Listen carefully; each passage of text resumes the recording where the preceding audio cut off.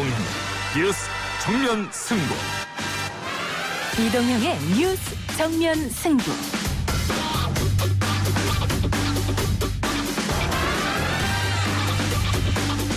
청취자 여러분 안녕하십니까, 이동형입니다.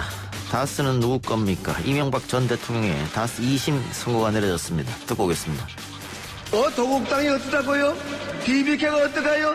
새빨간 거짓말입니다. 평소부터 자기 거라고 얘기를 해줬어요. 다스는 이명박이 겁니다. 피고인은 다스를 실소유하면서 장기간에 걸쳐 246억 원가량을 횡령한 사실이 드러나게 되었는 바 피고인에 대하여 그 책임에 상응하는 엄중한 처벌은 불가피합니다.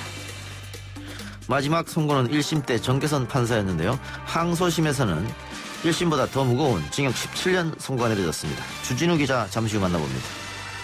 법원에서 현명한 판단해 주신 거에 대해서 감사드리고요. 우리 사회가 미래로 나아갈 수 있는 좋은 계기가 됐다고 생각을 합니다. 택시업계와도 상생하고 협력할 수 있는 방법들을 잘 고민해서 저희와도 인터뷰했었던 VCNC 박재욱 대표의 선고 직후의 말 들어봤고요. 타다 1심 선고도 오늘 있었습니다. 결과는 합법, 택시 측은 반발했는데요. 2부에서 입장 들어보겠습니다. 추가 확진 환자 15명을 포함해 46명이 확진되었으며 13명은 대구 경북 지역에서 발생하였습니다. 이 중 11명은 31번째 환자와 연관이 있는 것으로 확인되었습니다. 대구 경북에서만 하루 사이에 코로나19 추가 확진자가 대거 증가했습니다. 현재까지 확진자가 51명인데요. 어린이 확진자도 나왔습니다. 전문가 의견 들어보겠습니다. 조국 수호가 이슈가 되는 선거를 치르는 것은 저희가 하는 일이 절대 틀리지 않다. 그런 오만한 자세로 비칠 수가 있기 때문에. 정경국 의원님, 나와주십시오. 인사를 하려면 여러분들이 다 같이 하셔야 되는 것 아닙니까? 많은 올드보이들이 마치 거물인 양 나서서 큰 소리를 치고 있는데 더불어민주당과 미래통합당 공천 작업이 한창인데 시끄럽습니다. 기자 언박싱에서 정리해보고요. 4부에서는 일명 안철수 저격수 이상돈 의원이 출연합니다. 2월 19일 수요일 이동희 뉴스 정면 승부 시작하겠습니다.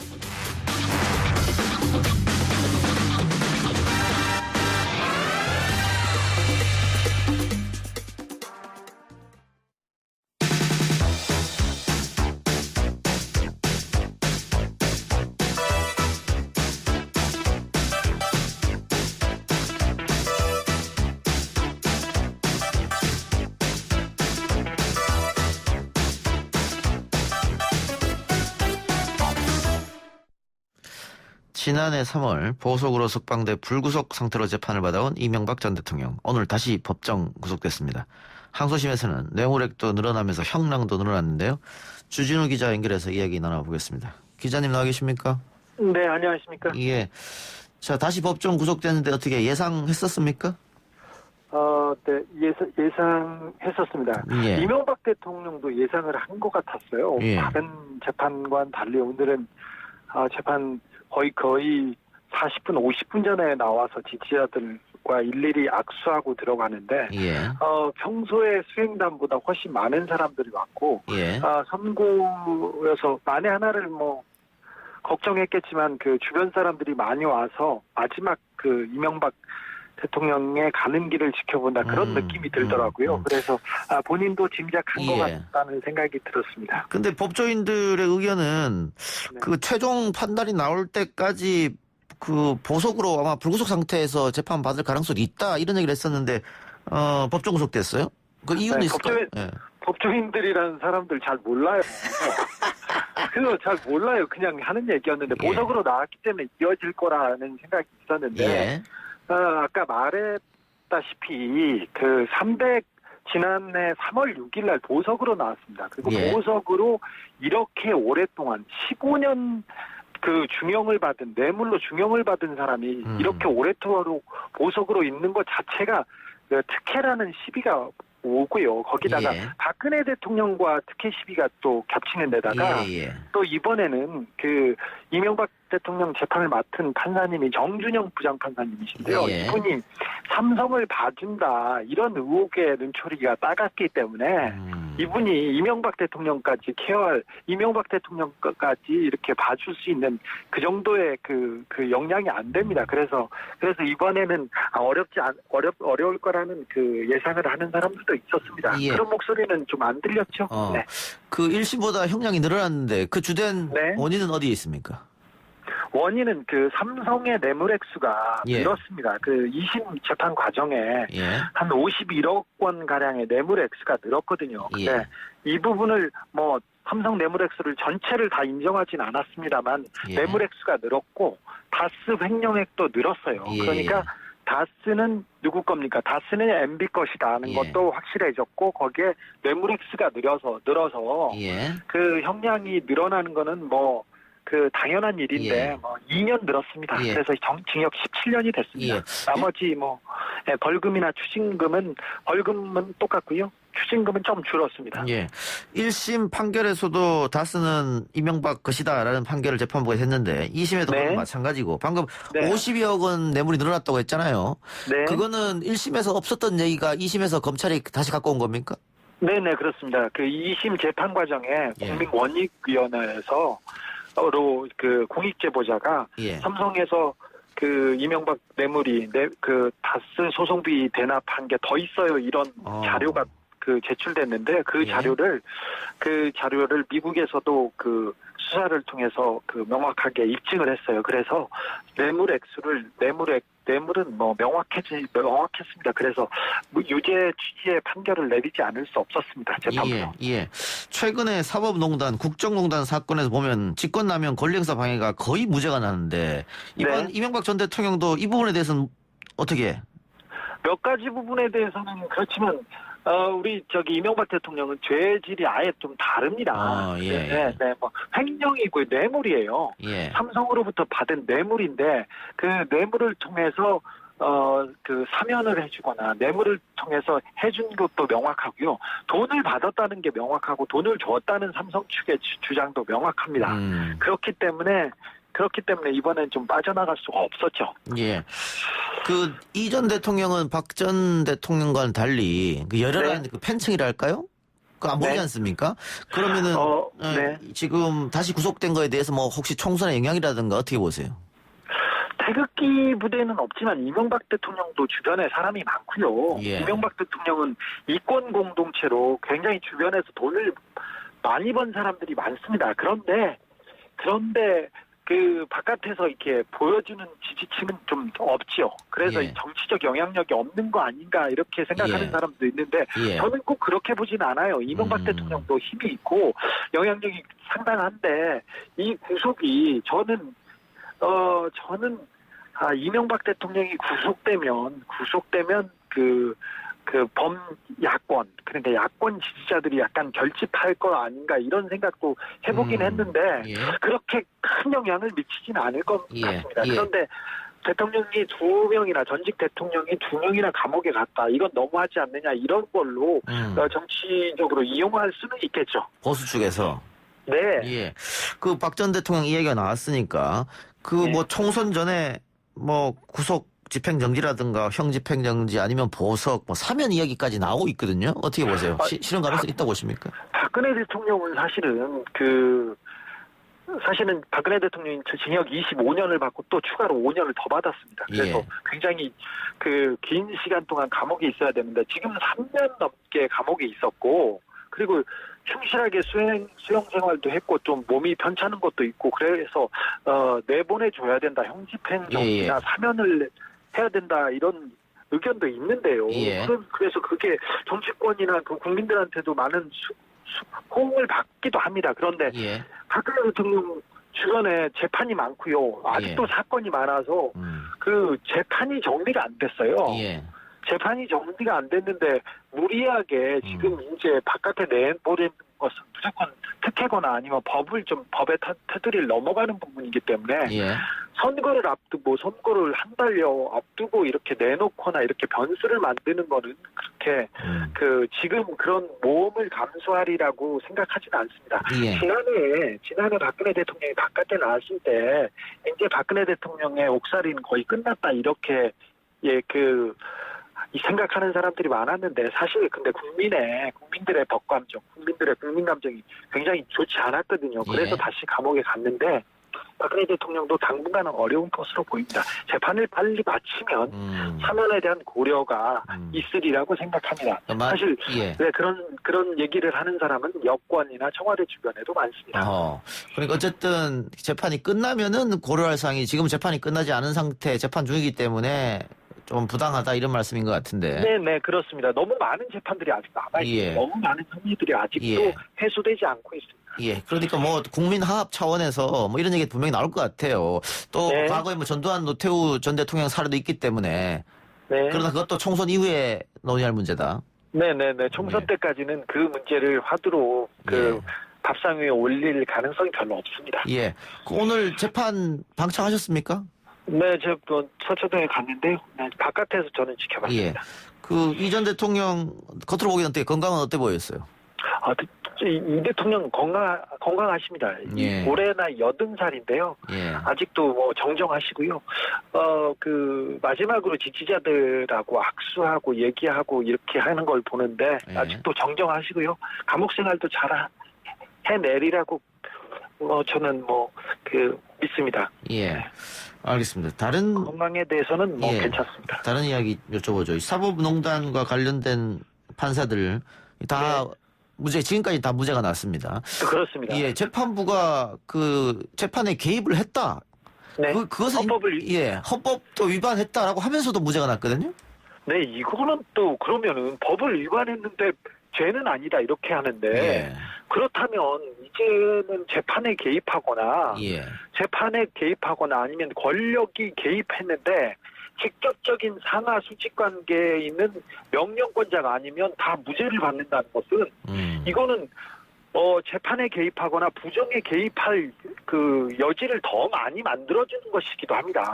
어찌 보시면 권성동 의원이 오늘 나와 계시더라고요. 이명박 대통령 때 그때 법무비서관이었거든요. 그래서 이명박 기대의 마지막 사람이었는데 오늘 와서 제일 먼저 이명박 대통령이 내려서 인사한 사람이 권성동 의원이었어요. 근데 이분이 단군 이래 최대 취업 사기 사건이라는 강원랜드 사건에 대해서 많은 사람이 그 주변 사람이 청탁을 해서 취업을 했습니다. 부정 취업이 있었어요. 그런데 부정 청탁은 있었으나 직접적인 상하관계나 지시관계가 아니었기 때문에 이건 무죄를 받고 있어요. 그리고 최경환 의원도 마찬가지였고요. 그다음에 그 이후에 김성태 의원도 마찬가지인데 그러면은 개입은 하더라도 그 명령을 내리는 명령권자만 아니면 되면 이게 부정패를 더 이게 조장하는 그런 판결을 사법부에서 내리고 있습니다. 누구도 개입하지 말아야 될 재판을 누구도 범할 수 없는 헌법을 유린했는데 죄는 저질렀대 책임을 물을 수 없다. 이게 무슨 말입니까? 이게 답입니까? 이건 좀 너무하죠. 판사님들 사법농단에 개입했던 판사님들이 무죄를 받고 웃으면서 다시 재판으로 돌아가고 있어요. 이거는 좀 잘못됐죠. 김영수 대법원장이 그리고 아니면 정치권에서 이 문제에 대한 해법을 내놔야 된다고 생각합니다. 알겠습니다.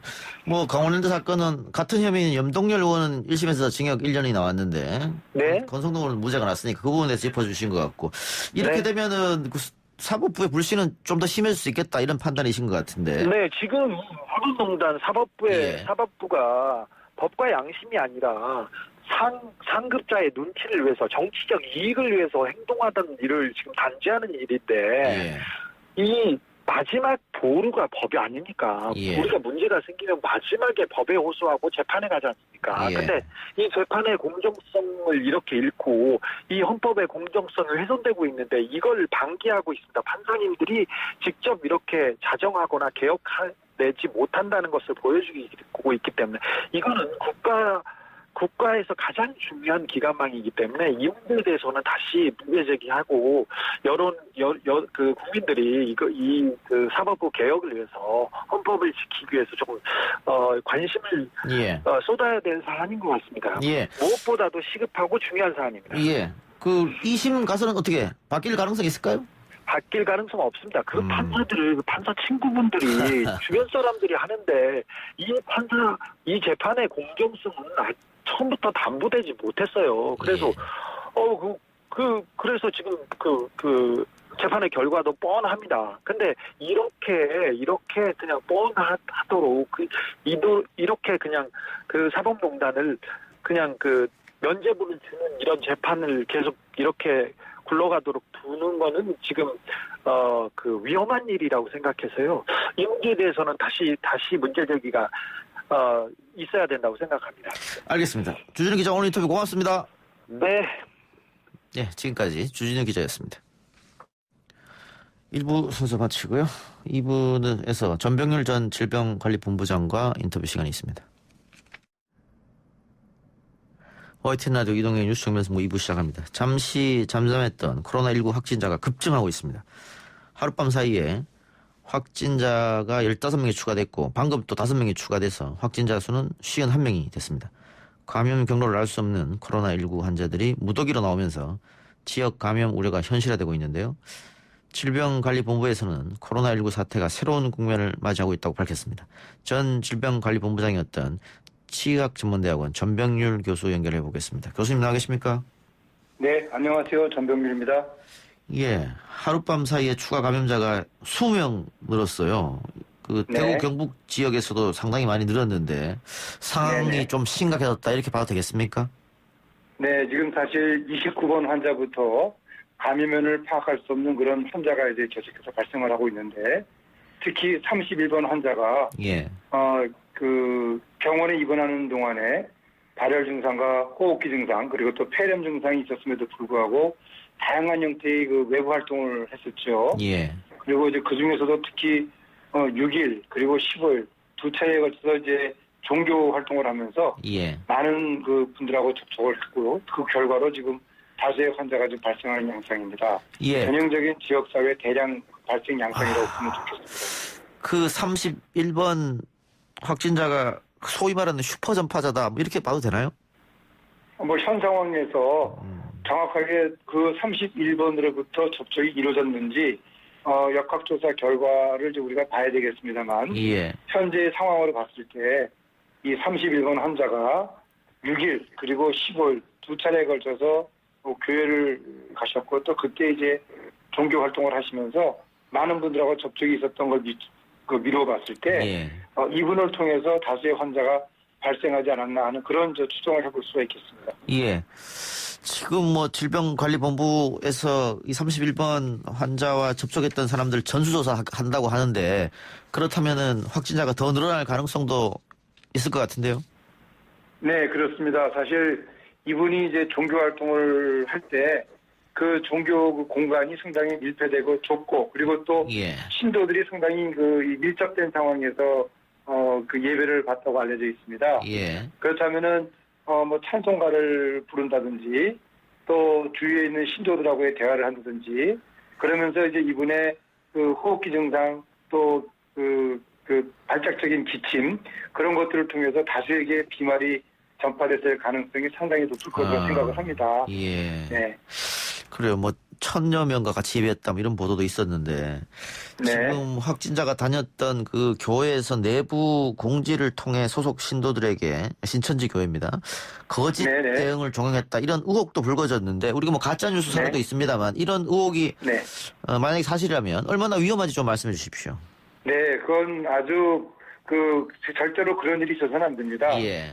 이 질병은 전파력도 빠를 뿐더러 이 질병이 물론 초기에 바로 확진해서 격리 조치하고 치료를 받으면은 경미한 상태로 치료가 될 수 있습니다만 제대로 이걸 진료를 받지 못하고 증상이 계속해서 방치가 되면은 중증으로 진행이 되면서 폐렴 증상이 심해지고 또 심한 경우에는 사망까지도 이르는 것으로 알려져 있거든요.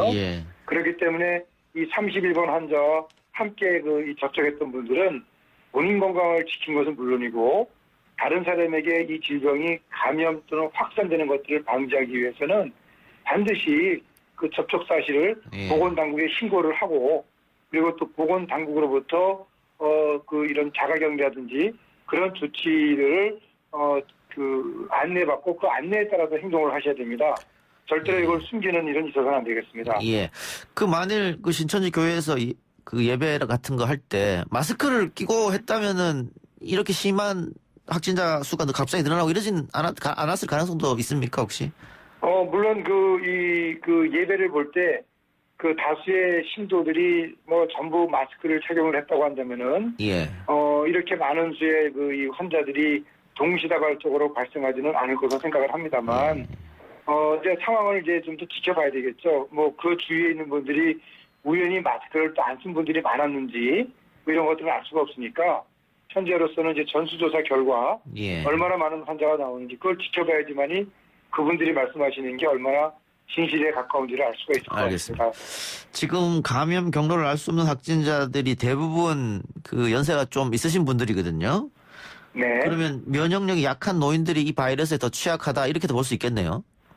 아무래도 이 질병 자체가 중국에서 이 감염 경로라든지 또 감염되는 분들의 양상을 비춰봤을 때 젊은 분들은 또 이 면역력이 있어서 걸려도 경미한 증상으로 유지가 되거나 또는 바로 회복이 되는 데 반해서 연세가 드신 분들은 면역력이 낮아서 질병이 중증으로 진행되는 그런 경우들이 많다고 합니다. 아무래도 감염되는 이 과정 자체도 면역력의 영향을 받기 때문에 특별히 연세가 드신 분들은 이 감염이 될 만한 그런 위험한 환경에 노출되는 것을 가능하면 최소화하는 것이 좋을 것으로 생각이 됩니다. 그 초등학생도 지금 첫 번째 어린이 감염자가 나왔는데 원래 어린이들은 감염 가능성이 적다 뭐 이런 얘기 있었는데 어떻게 어린이 감염자가 나왔습니다. 일단 감염 가능성이 적다라는 것은 현재까지 중국에서 확인된 그런 증례 보고죠. 그런 증례 보고를 보니 10대 이하의 아동층에서는 환자들이 그렇게 많이 생기지 않았다. 많이 생기지 않았다는 얘기, 안 걸린다는 얘기는 아닙니다. 그렇군요. 그리고 또 이 아동들이 감염이 되더라도 증상 자체가 경미하고 그러다 보니까 또 자연적으로 치료가 돼서 이 아동들의 경우에는 질병의 확인이 쉽지가 않더라. 그리고 또 이런 아이들이 방치가 됐을 때 오히려 증상이 경미하다는 이유 때문에 방치가 되고 그로 인해서 바이러스를 또 많이 또 전파를 시켜서 오히려 더 많은 환자를 만들어낼 수가 있다. 이 보고서가 있었습니다. 따라서 방역당국이 이번에 20번 그 확진 환자에 딸 최종적으로 양성 판정 받기까지는 3차례 검사를 다 했는데도 음성이 나왔다는 거 아닙니까? 그렇다면 상당히 적극적으로 이 아동에 대한 확진 판정 노력을 했다는 거죠. 그래서 절대로 아동들에 대한 감염에 대해서 우리가 방심을 해서는 안 된다. 그것들을 보여주는 사례가 아닌가 싶습니다. 그 오늘 그 질병관리본부장도 인터뷰를 하면서 얘기했던 것 같은데 너무 또 두려움을 갖고 있으면 안 된다 이렇게 얘기했습니다. 어떻게 그 외부 활동을 자제하고 밖에 나가지 않는 게 최선일까요? 어떻게 보십니까? 그렇진 않습니다. 우리가 사실 그 환자가 다수 발생하고 있습니다만은 그 환자의 발생 경로를 보면은 어쨌든 간에 접촉을 하는 경우 확진 판정을 받은 사람과의 접촉을 하는 경우에 이제 환자가 이제 되는 건데 우리가 증상이 있는 경우 가능하면 증상이 있는 분들은 외부 활동을 자제하는 것이 좋고요. 그리고 또 일반인들의 경우에 평소에 개인 수칙을 철저히 지키는 것들. 제일 중요한 거는 일단 이 약간의 증상이 있을 때는 마스크를 착용을 하고 그리고 또 손을 수시로 깨끗이 씻고 그리고 사람이 많이 모인 장소는 가급적이면은 방문을 피하는 것. 그런 것들이 이 질병으로부터 예방을 하고 그러면서 또 정상적인 생활을 했을 때 크게 걱정하지도 않아도 될 그런 상황이라고 보시면 좋을 것 같습니다. 알겠습니다. 문자 하나 질문이 왔네요. 6975님. 평소 호흡기 질환을 가지고 있는 어린이는 더 조심해야 합니까? 우리 아이가 천식을 갖고 있어서 겁이 납니다. 이런 질문 주셨는데 어떻습니까? 네, 아무래도 그런 경우에 이 코로나19와의 감별이 어렵기 때문에 특별히 이 호흡기 감염증에 대한 예방 활동에 좀 만전을 기하시고요. 또 만약에 그런 아동들이 호흡기 관련 이상 증상이 있을 때는 바로 병원에 가서 진료를 받기보다는 인근 보건기관이나 1339에 전화를 걸어서 안내를 받고 그러면서 진료를 받는 것이 중요할 것 같습니다. 알겠습니다. 교수님 오늘 말씀 고맙습니다. 네, 감사합니다. 지금까지 차의학전문대학원 전병률 교수였습니다.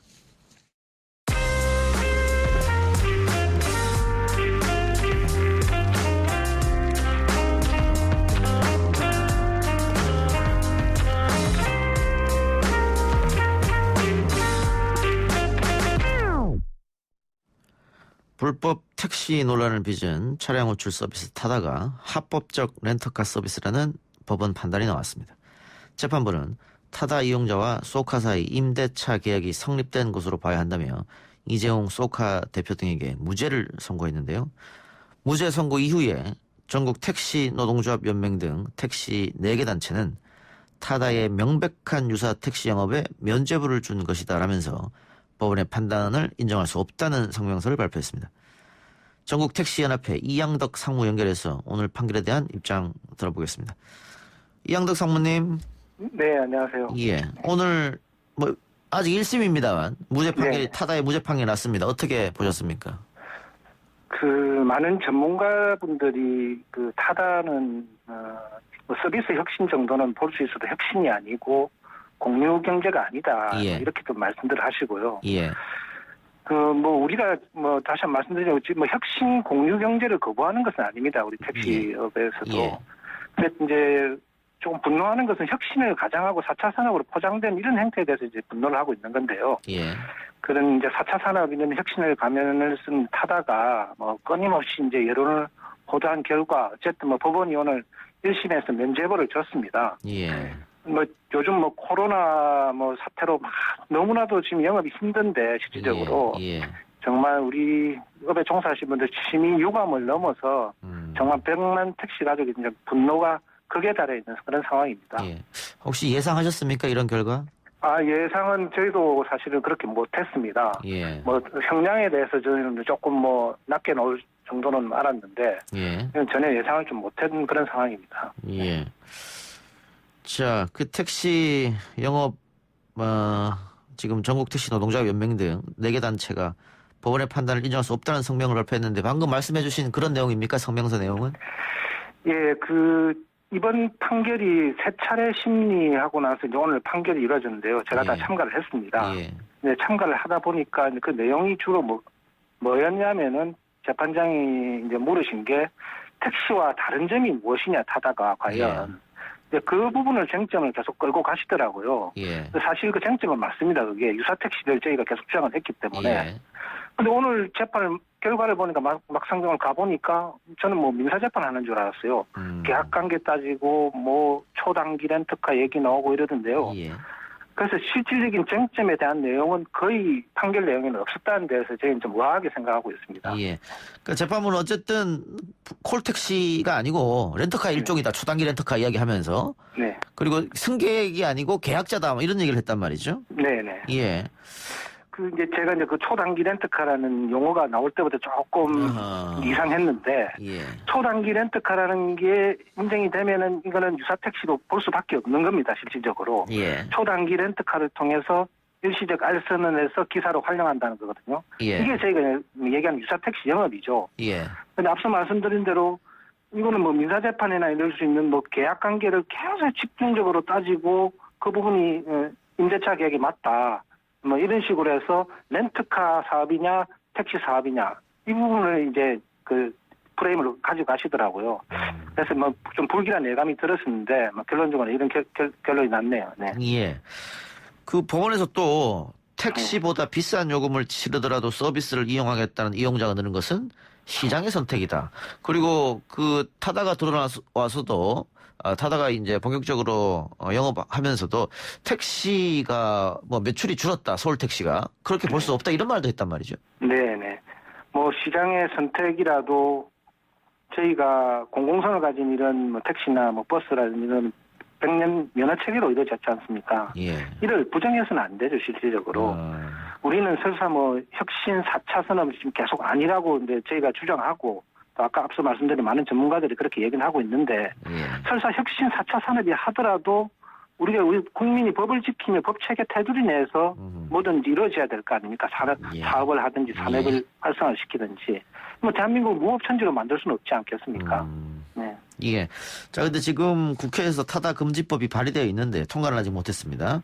네. 이번 법원 판결이 이 국회 타다 금지법 논의에도 영향을 받지 않을까 그런 생각도 드는데요. 물론 이제 우리 의원님들이 현명한 판단을 내려주실 걸로 알고 있는데요. 예.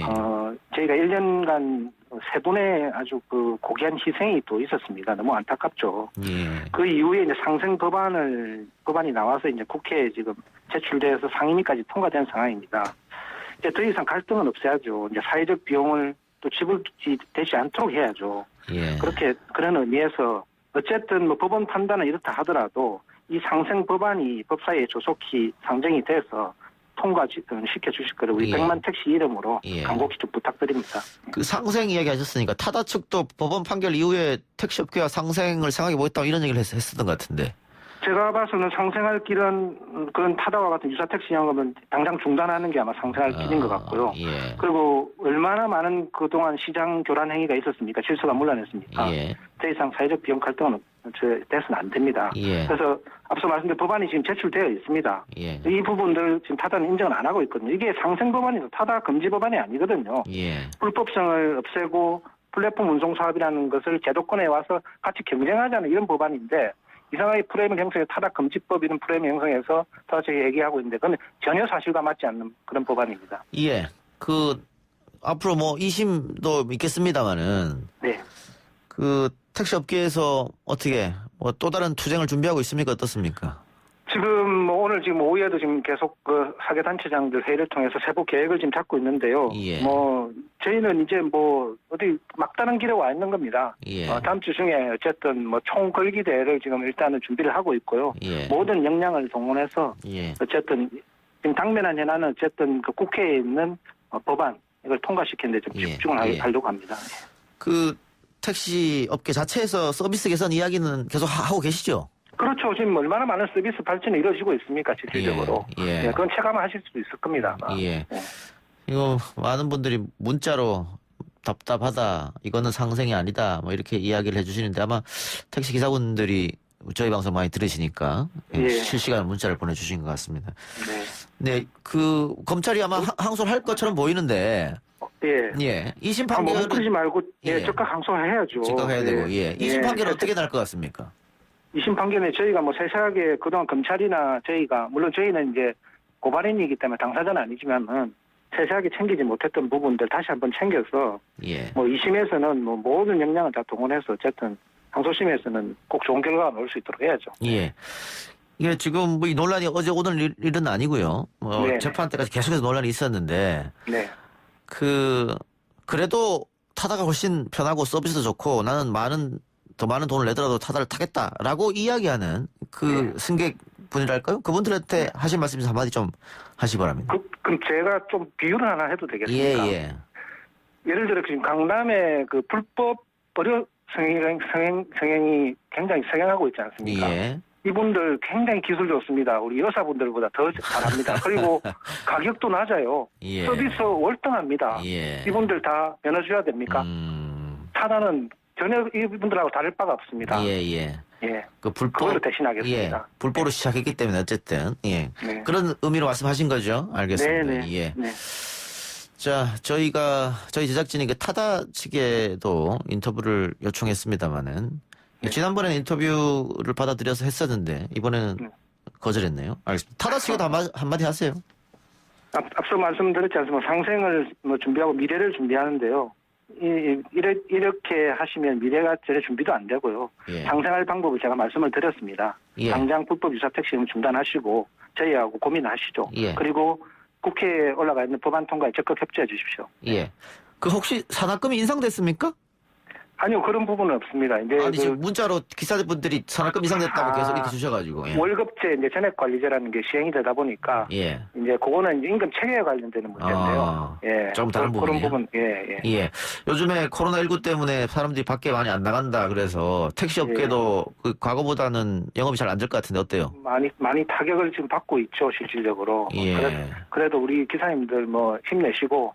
또 오늘 1심 판결이지만은 저희가 2심 혹시라도 모르면 3심까지 가서라도 어쨌든 최대한 좋은 결과 나올 수 있도록 집행부에서 한번 노력하겠습니다. 알겠습니다.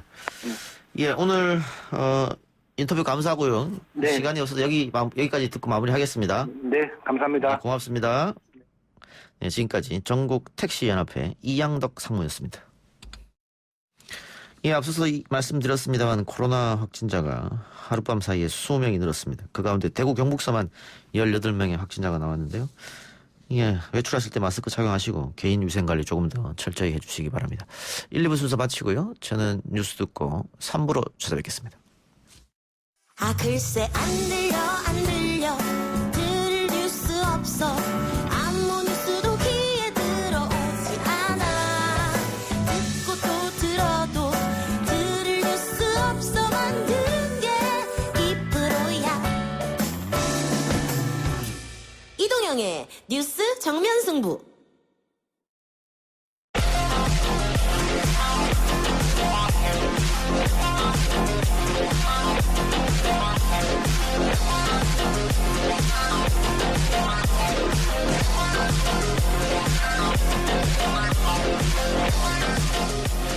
YTN 라디오 이동의 뉴스 정면 승부 3부 시작하겠습니다. 오늘 나온 뉴스들을 언박싱해드리는 기자 언박싱.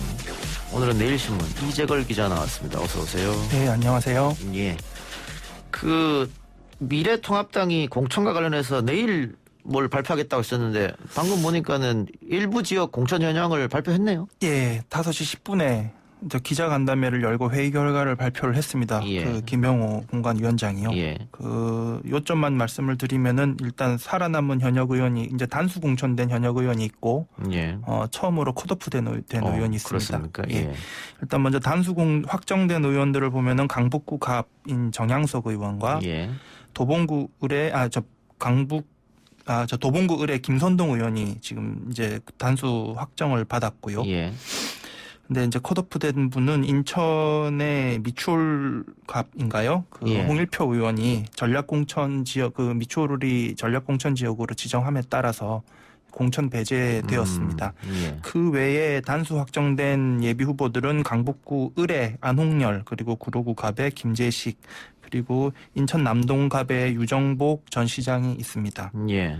그 외에 전략지로 지정만 되놓고 후보는 배치하지 않은 곳은 뭐 서울의 경우 광진갑, 은평을, 강서을, 구로을 뭐 이렇게 되고요. 미추홀갑도 아니고요. 그리고 경선지로 지정된 곳은 서울 서대문을, 마포갑, 그리고 인천의 남동을, 부평을, 서구갑 뭐 등등입니다. 예.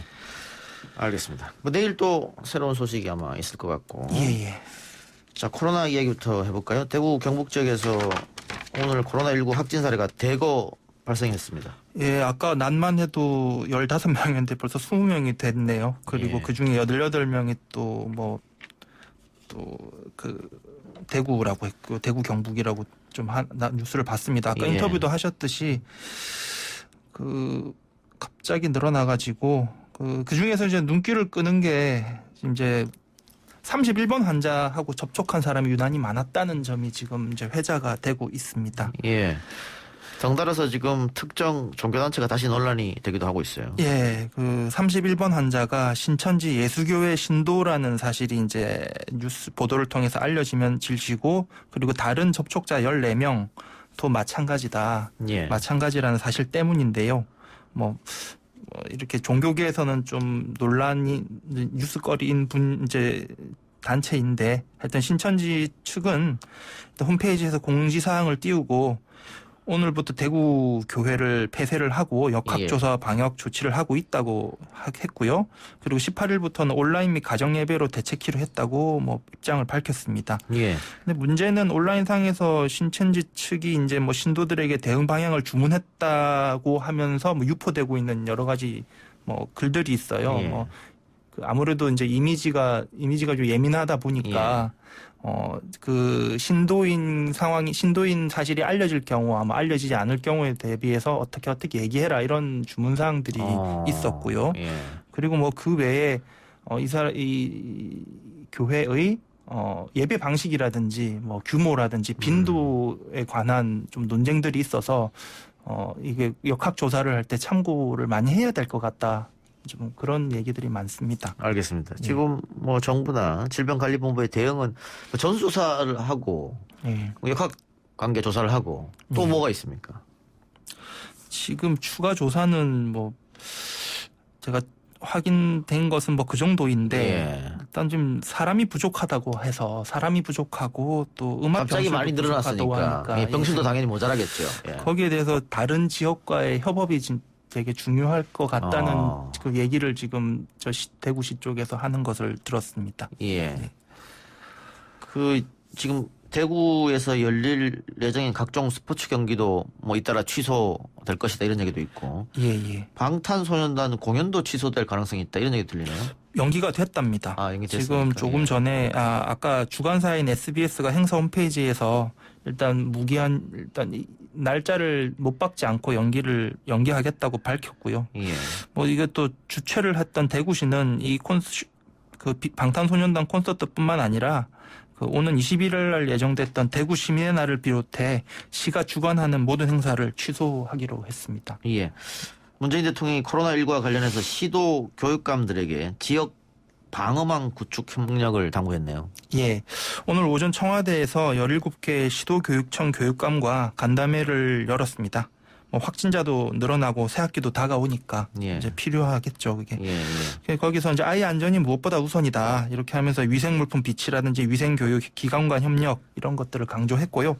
그다음에 뭐 유치원을 근데 포함해서 학교 휴업이나 휴교에 대해 전국적으로 통일된 기준 지침이 마련됐으면 좋겠다라고도 했습니다. 그리고 한편으로 좀 맞벌이 가정이 많으니까 그 요청이 있다면 학부모들의 요청이 있다면은 돌봄 교실이 최대한 운영되도록 관심 부탁한다. 뭐 이렇게 얘기를 했어요. 그리고 하나 더 저기 뭐 또 그것도 발표를 했습니다. 지난 13일이었나요? 그 경제계 간담회도 했었는데 거기에 대한 후속 조치를 하겠다고 또 오후에 청와대가 또 발표를 했는데요. 뭐 이를테면 삼성전자에서 왜 내수 진작을 위해 회식이 주 52시간에 저촉되는지 우려를 해소할 필요가 있다. 뭐 중국에 있는 뭐 우리 기업인들에게 대통령이 좀 뭐 격려 메시지를 보내달라 뭐 이런 종류의 16가지 요구를 다 수용하겠다고. 기업인들이 요청한 거 받아들이겠다. 이 그런 것도 있습니다. 예. 근데 뭐 학교도 학교지만 학원에서도 이거 좀 경각심을 가질 필요가 있겠다 그런 생각이 들고요. 그렇습니다. 일본 크루즈선 탑승자 일부는 그 대통령 저정기로 김포공항으로 들어왔네요. 오늘 아침 새벽 상황입니다. 6시 반쯤인데요.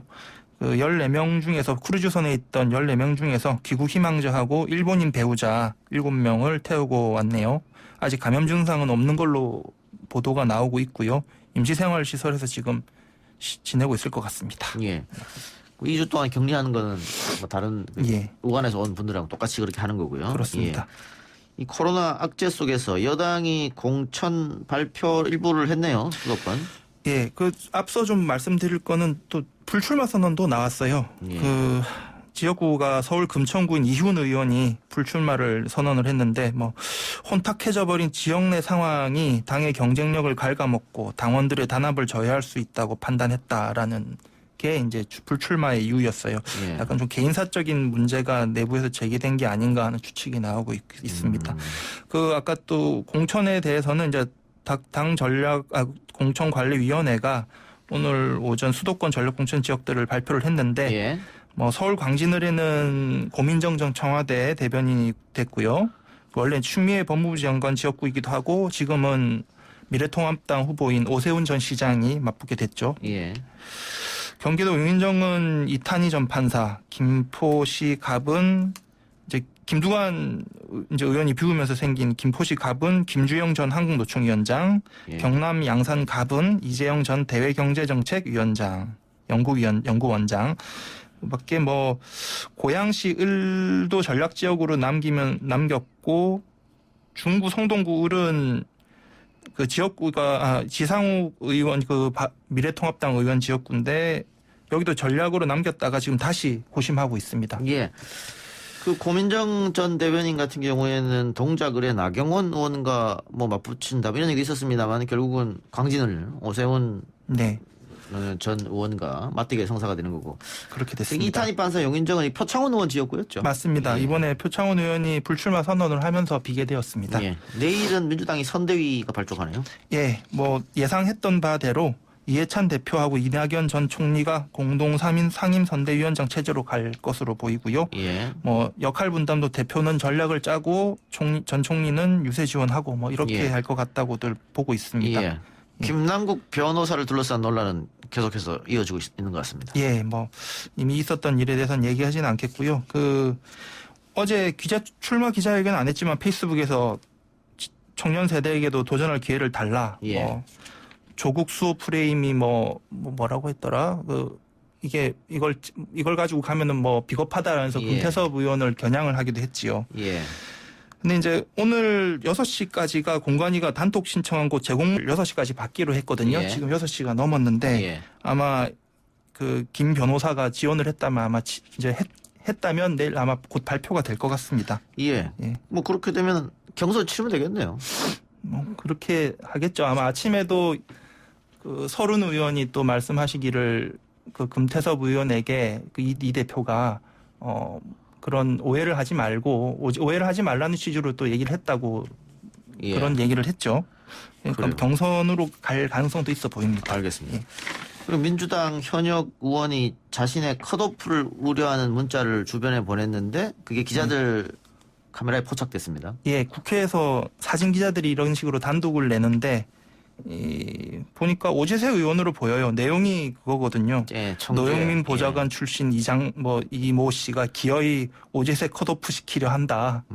오만한 권력에 눈이 멀어 날뛰 하면서 그게 이제 뒤에는 끊어져 있는데 이걸로 다들 모 재세 의원이구나라고 얘기들을 하고 있어요. 이게 누구한테 보낸 문자입니까? 이인영 원내대표도 있고요. 그 화면에 뜬 걸 보면은 원혜영 공관위원장도 있고 윤호중 사무총장, 전해숙 의원, 심지어는 박원순 시장도 있었습니다. 예. 알겠습니다. 자, 미래통합당 이야기 해볼까요? 미래통합당은 불출마 선언이 또 있었네요. 예. 부산 동래구 지역구인 이진복 의원이 오후에 불출마 선언을 했어요. 그리고 이제 미래한국당으로 가겠다. 비례대표 전용 위성정당인 미래한국당으로 가겠다고 밝혔습니다. 예. 그렇다고 비례대표 출마 안 할 거고 이제 사실상 이 선거를 끝으로 정계를 이제 나가겠다, 관두겠다라는 얘기를 했어요. 근데 이분이 또 총선 기획단을 했었거든요. 할 때 이제 현역 3분의 1 컷오프 기준을 또 제시를 하기도 해서 아마 마음이 좀 아팠다. 이런 얘기도 좀 한 것 같아요.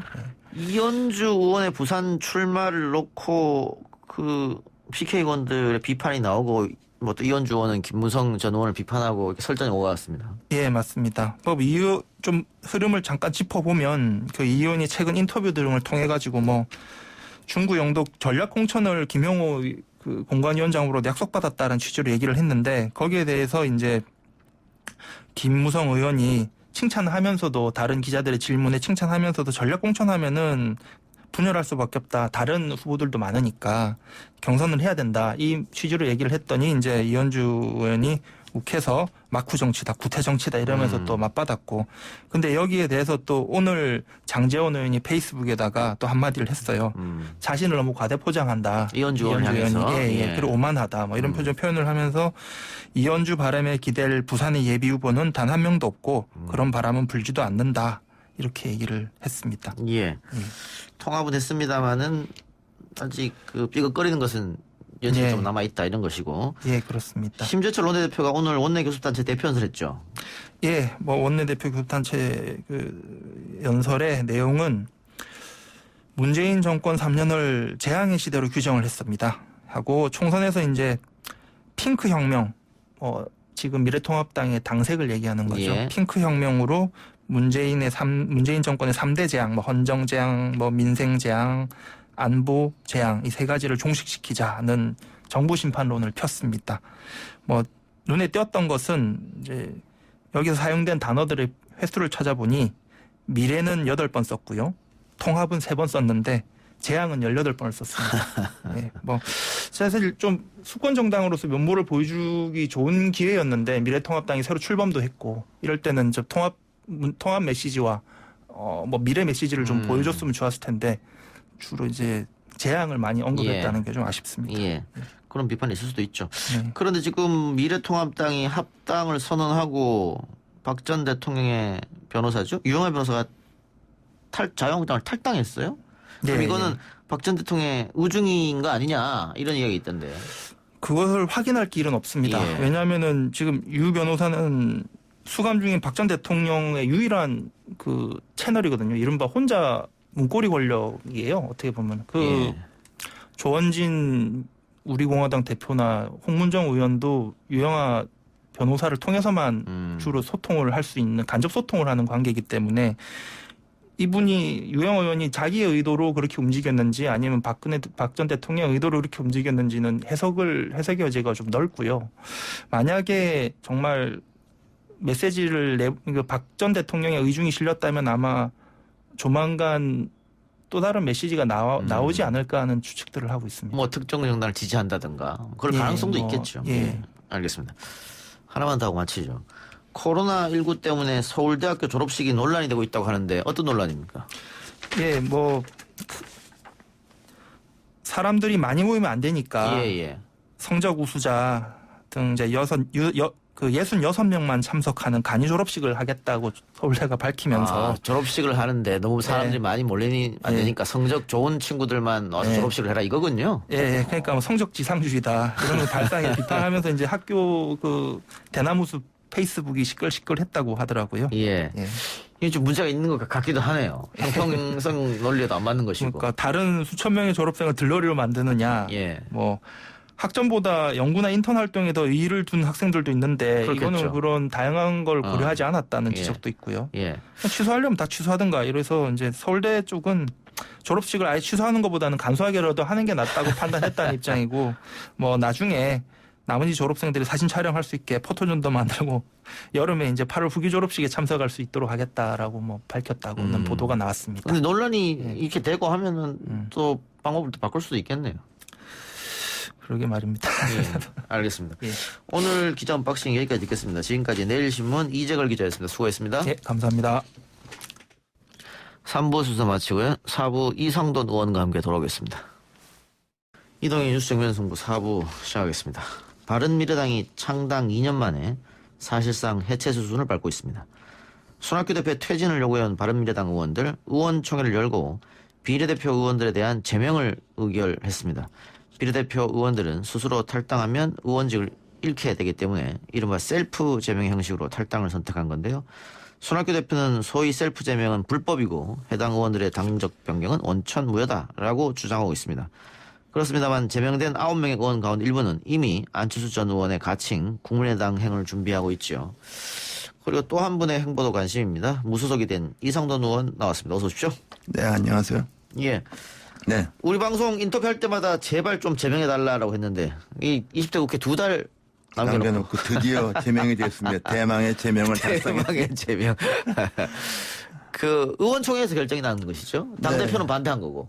그렇죠. 당대표 의지와 또는 최고위원들 의지와는 무관하게 결정됐는데 17명 제적의원 중에서 13명이 모여서 9명을 그냥 무대기로 제명을 했습니다. 그래서 사실 뭐 제가 법률가 입장에서 보더라도 이런 것은 아마 그 정당법이나 입법 체제에 조금 위반되는 측면도 있는 것 같습니다. 그리고 현재 9명이라고 말씀하시는데 사실 한 명이 줄었습니다. 제명된 사람이.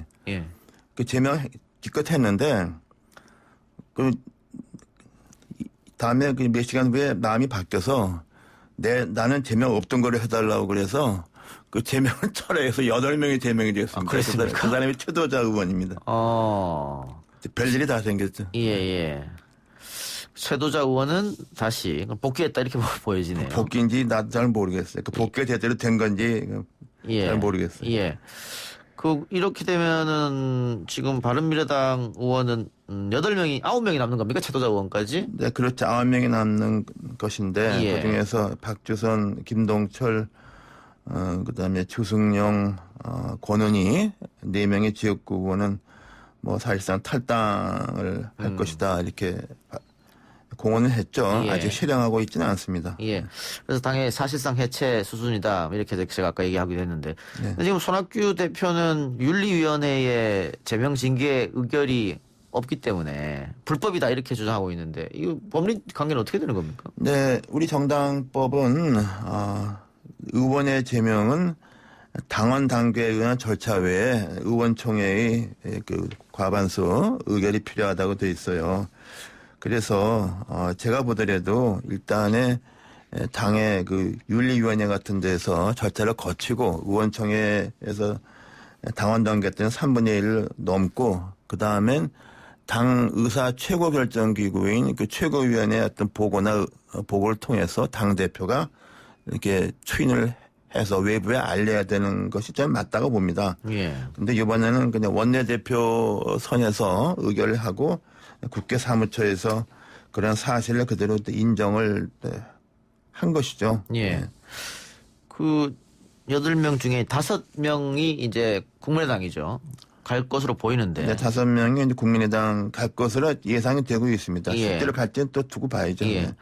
뭐 그래서 언론 보도에는 뭐 국민의당이 천군만마를 얻은 게 아니냐. 그럼 권은희 의원까지 해서 6명이 되기 때문에 선거 때 그 투표용지 번호를 앞쪽으로 좀 받을 수 있겠다. 네, 그렇습니다. 예. 네.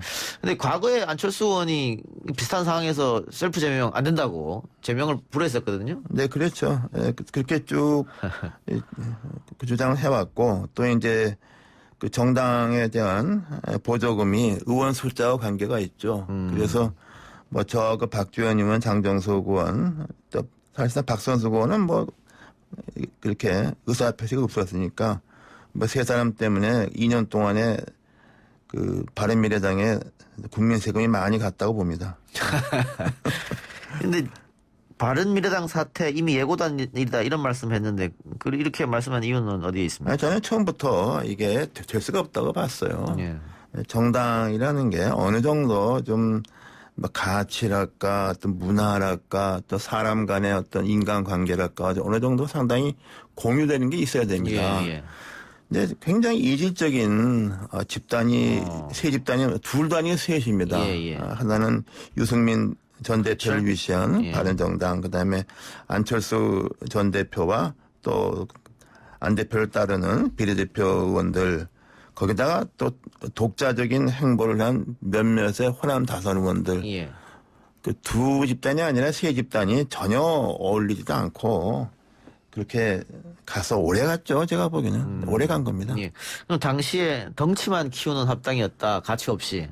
이념이나 가치 없이. 네, 그렇게도 볼 수 있고 또 각자 뭐 자기가 자기 집단이 이렇게 되면 내가 이 집단을 통해서 내가 이익을 보고 더 나아가서 이 집단을 통해서 좀 자기가 끌고 갈 수 있다. 그런 서로 어긋난 생각을 했다고 봐야죠. 예.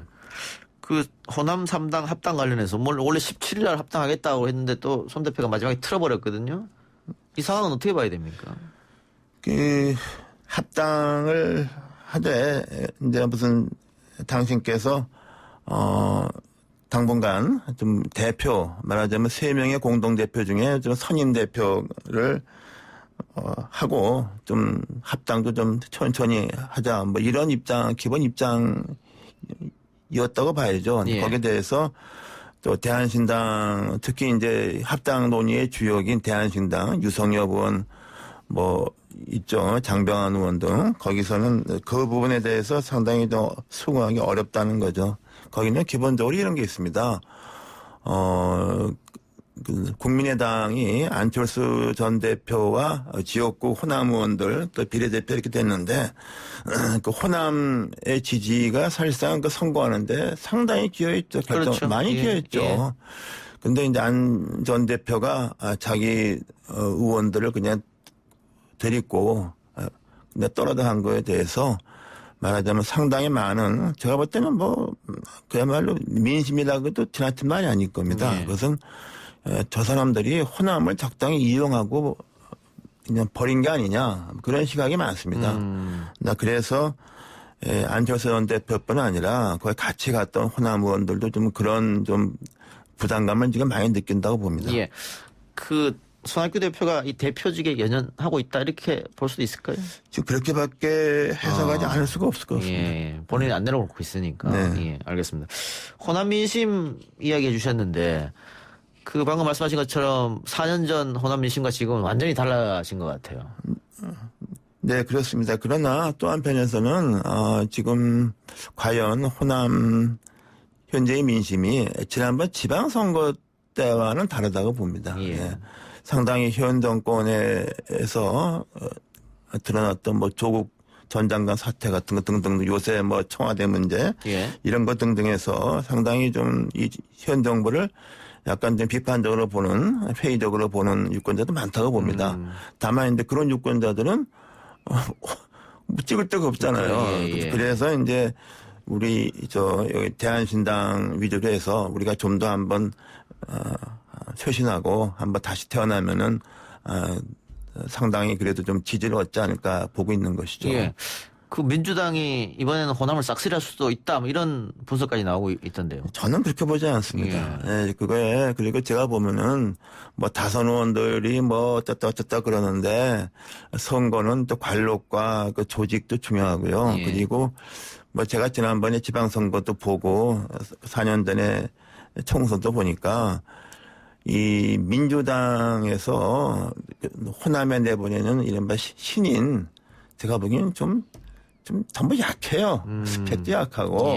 그래서 유권자들이 이거 아무리 민주당이 집권당이고 좀 밀어주고 싶어도 이 후보가 좀 너무 약하지 않느냐 이런 한계가 난 지금도 있다고 봅니다. 예.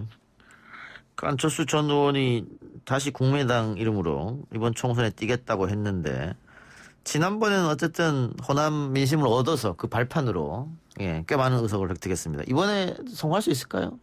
이번 성공의 기준은 뭐로 볼 수 있느냐 하는 기준인데 뭐 3% 얻어서 비례 3석 얻으면 성공이다 보면 그것도 성공이죠. 근데 그 3%가 될 수 있을까 하는 문제도 있고 그 무엇보다도 지난 2년간 뭐 이 선거구 문제 그 얼마나 복잡하다녔습니까? 뭐 그런 거에 대해서 전혀 뭐 남의 일처럼 있다가 하지만 정당 명부제가 생겨서 지역구를 포기한 정당도 그것을 가질 수 있잖아요. 나는 이거 굉장히 심각한 문제가 있다고 봐요. 근데 이렇게 해서 우후죽순으로 그냥 비례 전문 정당을 꼬마 정당을 만들어서 하는 게 이게 과연 합당한 것인가? 이게 안철수 전 대표가 얘기하는 새 정치의 말로가 결국은 이 비례장사 아닌가 라는 좀 이런 생각이 들어요. 이것도 굉장히 참 잘못됐다고 봅니다. 근데 안철수 전 의원은 이번에 뭐 불출마하겠다고 했으니까 그렇다면 결국은 대권을 노리고 있는 거 아니냐. 그럼 이번 선거가 그 발판이 돼야 되는데 대권의 발판이 될 수 있을까? 회의적으로 보는 분들이 많더라고요. 이제 예를 들면 비례대표 의원이 3명이나 4명이 국민에서 나왔다고 보고 안철수 전 대표는 그냥 바깥에 있으면은 대선은 2년 남았지 않습니까? 그러면 그 당이 뭐가 되겠어요? 제가 보기에는 불출마라고 본인이 얘기한 것은 지역구 불출마를 의미하는 것이고 제가 볼 때는 비례대표 1, 2번에 자기 이름을 얹지 않을까 저는 생각합니다. 그래요? 그런데 오늘 이른바 국민의당 쪽에서 그런 일이 결코 없다는 메시지가 나왔어요. 어디 그거 잘 지키나 봅시다. 이럴 수도 있겠습니까? 그러면 선거 끝나고 어떤 다른 정치 집단 세력과 다시 합당한다라든가. 저는 그거 안 될 겁니다. 이미 뭐 안철수 전 대표는 하치는 때마다 족족 다 망했다는 것이 이미 뭐 좀 다 경험적으로 입증이 돼서 저는 그런 일 없다고 봅니다. 민주당 또 국민의당 바른미래당 어쨌든 들어갔던 당이 다 깨졌기 때문에. 그리고 뭐 세력이 미미하니까 어디도 별 도움이 안 된다고 봐요. 그렇군요. 자, 미래한국당 얘기도 좀 해볼까요? 미래한국당 이제 합당했으니까요. 뭐 시너지 효과랄까요? 파급 효과랄까요? 있다고 보십니까? 일단에 선거에서 표 분리 현상을 막았으니까 효과가 있죠. 미래통합당이. 후보를 단일 만들었지 않았습니까? 그리고 또 이번 선거제도가 민자살권을 넣은 거죠. 그래서 또 요새 현 정권이 최근에 했던 거 뭐 조국 사태뿐 아니라 또 그 세금 이른바 부유층뿐 아니라 중상층에 대한 세금 부담을 굉장히 늘린 것 등등의 악재가 많아서 저는 그래서 미래통합당 이것이 좀 상당히 성공할 거로 봅니다. 그 여론 추세도 조금씩 격차가 좁혀지는 그런 모습도 보이고 있는데 그 미래통합당이 아마 지금 분위기면은 그 비례대표의 후보를 내지 않고 위성정당이죠. 위성정당하죠. 예. 미래한국당에 몰아줄 것 같은 느낌인데. 네, 그렇죠. 네. 그렇게 되면 민주당으로서는 상당히 손해를 볼 수밖에 없다. 네, 비례 의석에서. 네. 예. 그리고 네. 근데 지금 민주당은 자신들은 위성정당을 만들지 않겠다고 공언을 했단 말이죠. 네. 그 유권자들이 미래한국당에 어느 정도 의미 있는 표를 줄 거라고 보십니까?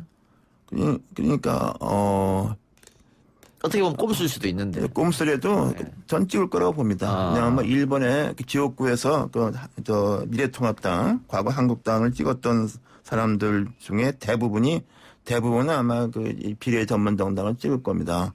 근데 문제는 이제 지역구에서 민주당 후보를 찍은 사람이 누굴 찍겠느냐. 예. 그 정의당 다 가겠습니까? 반도 안 가죠. 그렇죠. 예. 근데 그 나머지가 이제 그래서 이제 아무리 좀 호남 중심이지만은 좀 새로운 정당을 좀 만들어서 좀 하게 되면은 그런 유권자들의 정당 투표도 얻을 수 있지 않겠는가 하는 그런 전망을 조심스럽게 합니다. 그러면 손학규 대표 제외하고 나머지 의원들이 모여서 합당한다.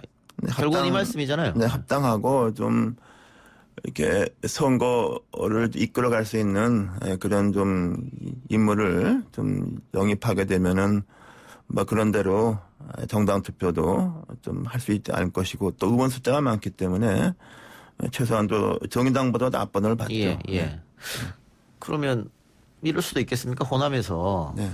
뭐 지역구는 민주당을 주더라도 비례는 우리한테 달라. 뭐 그런 이야기도 나올 수 있을 것 같은데요. 뭐 그럴 가능성도 있죠. 또 그리고 호남에서는 아무래도 지역구도 꽤 할 거라고 봅니다. 예, 그래서 그뿐만 아니라 민주당을 지역구에 찍었지만은 갈 데가 없는 그런 유권자들이 정당 투표를 어디다 하겠느냐, 뭐 그렇게 생각해 볼 수 있죠. 예. 아까 미래통합당 얘기하면서 어쨌든 조금 이득은 볼 것이다. 이렇게 말씀하셨는데, 이게 말로는 당대당이지만 사실상 흡수통합이지 않습니까?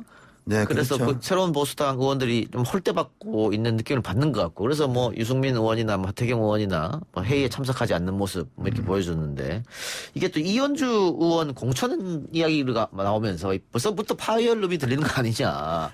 공천이 본격적으로 진행이 됐을 때 과연 이 새로운 보수당 출신의 의원들에게 공천이 제대로 가겠느냐, 뭐 예를 들면 하태경 의원한테 주겠느냐, 뭐 이런 얘기가 계속 들리고 있거든요. 네, 그렇죠. 저는 그래서 좀 어렵지만은 난 유승민 전 대표가 좀 버텨주기를 정말 제가 참 희망했고, 예. 그래서 제가 합당한다 그럴 때 그 가면 완전 망한다. 그거 망한 거 아닙니까? 그래서. 예. 그리고 참, 새로운 보수당 만들어서 굉장히 어렵죠. 예. 지금 뭐, 그야말로 합당할 때 당에 있는 자산도 다 들고 들어갔다가 그 빈몸으로 나오지 않았습니까? 예. 저는 그래서 손학규 대표께 좀 이런 사정을 알아서 좀 해서 좀 유승민 대표가 좀 잘못된 합당을 했으니까 좀 이렇게 나가서 쓸 수 있도록 좀 그 배려해 주시는 게 좋지 않느냐. 그리고 어차피 같이 못 갈 거. 예. 그런데 그걸 제가 뭐 작년 여름에 이렇게 말씀드렸는데 별로 그렇게 그 목적 달성이 안 됐습니다. 예. 이준석 위원도 합당에는 반대했다라고 얘기하던데 결국은 유승민 대표는 울며 겨자 먹기로 결정하지 않았을까? 지금 이상돈 의원 이야기 들어보니까. 네, 뭐 제가 이해하는 것도 유승민 의원 외에 다른 의원들이 그 합당 쪽을 그냥 선택한 거로 봐요. 그런데 그게 난 별로 그 본인들의 정치적인 이것도 한계가 왔고, 그리고 우리 정치에서도 굉장히 소중한 가치를 담았거나 담으려 했던 정당 하나가 그냥 쓰러진 거죠. 예.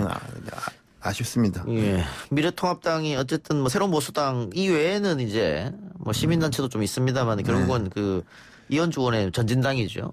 네. 어느 정도 배려는 해줘야 될 것 같은데 당장 김무성, 장제원 이 부산의 터줏대감들이 노하고 나섰단 말이죠.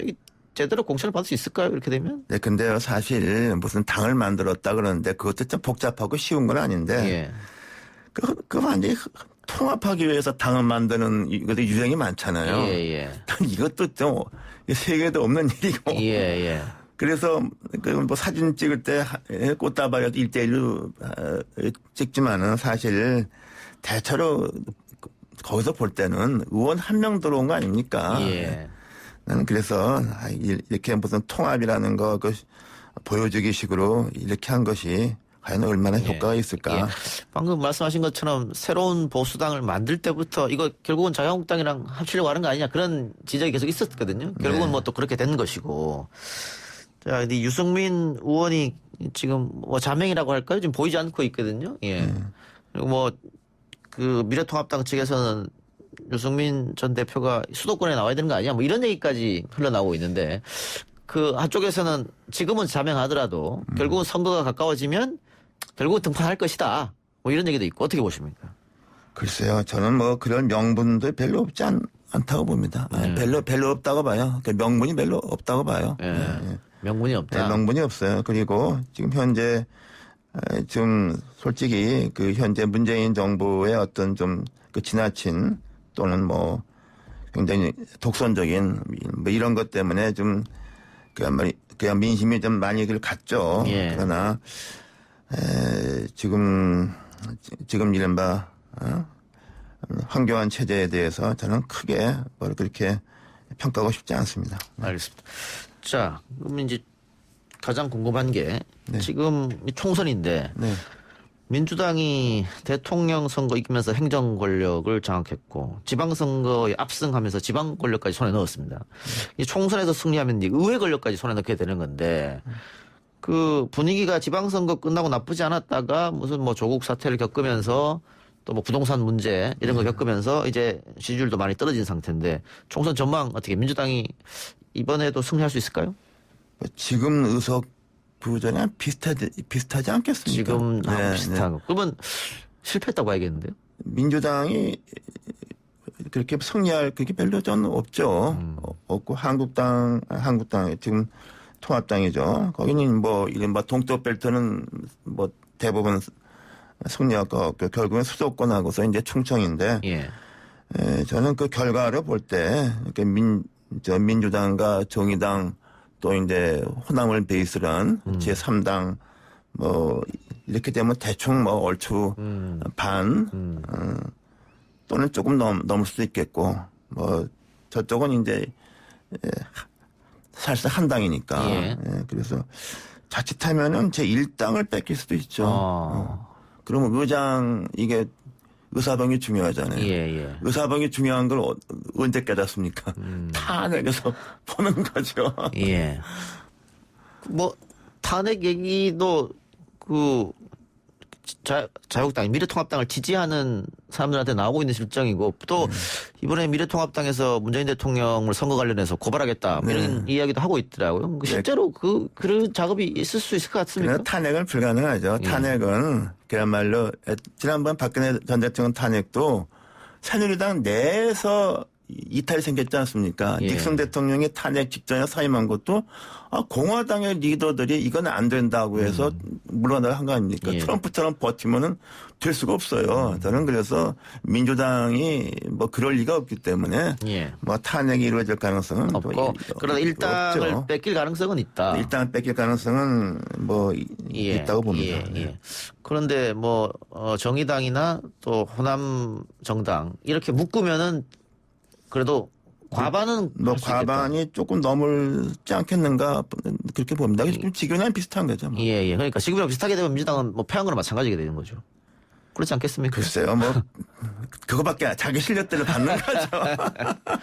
근데 아까 동쪽 벨트는 미래통합당이 아마 갖고 갈 거라고 했는데 뭐 TK 지역이야 또 강원 지역이야 그렇다 쳐도 PK에서 민주당이 그러면 참패다 이렇게 보여지는데요. 지금 6석 7석 갖고 있으니까. 글쎄요, 그렇게 못한다고 봐야죠. 못한다고 봐야죠. 그냥 그게 참 아쉬운 게 그래도 좀 이렇게 교차되는 정치 세력이 되는데 또다시 동서분리가 되는 것 같아서 이게 참 잘못이고 근데 그 잘못은 누구한테 있느냐 제가 볼 때는 문재인 대통령과 민주당에 있죠.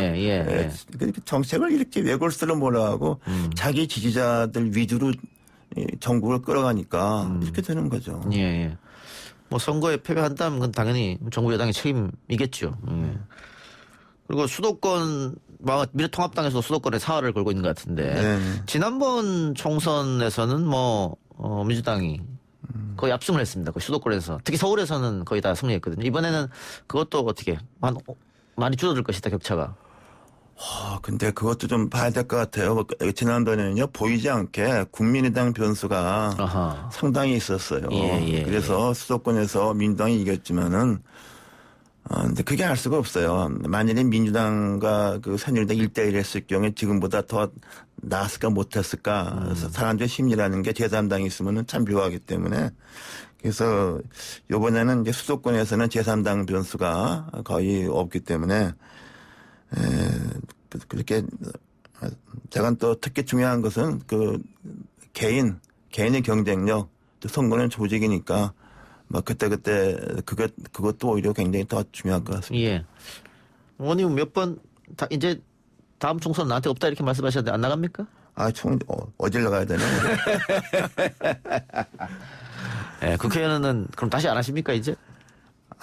이게 이렇게 뒤늦게 어떻게 할 기회가 있어서 4년간 봉사하고 제가 또 할 만큼 했다 하는 것이죠. 예. 그럼 어떻게 학교로 돌아가십니까? 학교는 이미 또 정리했는데 뭘 돌아갑니까? 이제 뭐 하십니까? 글쎄요. 계획. 그때 특별한 계획은 없으면 특별한 계획은 없고, 놀지 않을 것 같습니다. 제가 좀, 칼럼 같은 걸 쓸 수도 있을 것이고, 책을 하나 준비할 수 있을 것이고, 그렇죠. 방송합시다, 저랑. 무슨 방송? 이제 프리하게 되면 아마 방송도 아마 러브콜이 좀 오지 않을까, 그런 생각도 드는데. 아직 그러면은, 뚜렷한 계획은 없으시네요. 지금 아직 2달 남았으니까. 네, 2달 남았고, 선거 때 같은 경우는 제가 그냥 남일처럼 이렇게 손 털고 있을 수 있을지 그것도 좀 알 수 없겠어요. 또 이제 좀 저하고 인간관계를 가진 여러분들이 좀 선거 때 도와달라 그럴 수도 있겠고, 그런 거죠. 4년 돌아보면 어떻습니까, 짧게? 당으로 볼 것 같으면은 그 성경 말씀하고 반대로죠. 시작은 장대일 때 끝은 미미했고. 그리고 제 나름은 제가 또 하고 싶은 분야에서 환경노동위원회에서 나름대로 제 전문성, 지식 이런 거를 다른 의원들은 다르니까.